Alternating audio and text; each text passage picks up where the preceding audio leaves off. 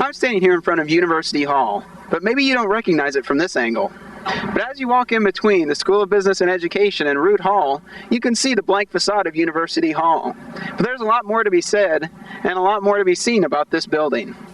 On September 20th, 1865, Bill number 119 was passed. It created Indiana State University and also made provisions for an experimental school on campus. This laboratory school began with just 2 teachers on the faculty, housed in any open spaces there were on campus.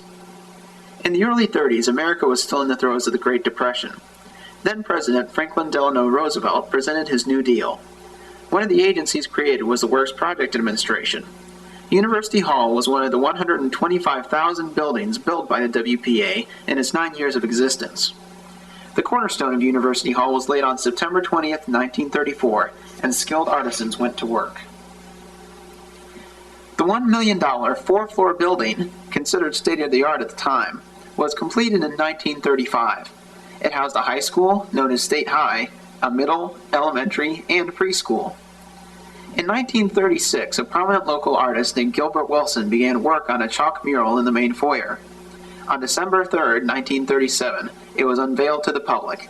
As you can see, the years have taken their toll, but it is still a striking mural. Part of the building's charm is the wonderful limestone carvings that adorn the building. Situated catty-corner to the small college campus, at the time it was built, it was only about 4 city blocks. The school was an imposing edifice with a grand view. It had large rooms, spacious hallways, and there are windows in every room, some looking out on this quaint inner courtyard. Life continued at the laboratory school for about 4 decades, but in 1978 it was decided that the high school should be closed. Less than 15 years later, in 1991, it was decided that the now university school should be closed. That year, the 9th, 8th, and 7th grade programs were terminated, followed by the 6th, 5th, 4th, 3rd, 2nd, and 1st grade programs the next year.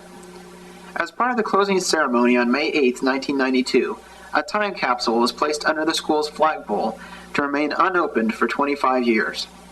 At the time, the university school was only one of 2 in Indiana, the other school being at Ball State. Also, it's only about 1 of 100 in the United States. But life at University Hall has not ended. The preschool and kindergarten programs still remain.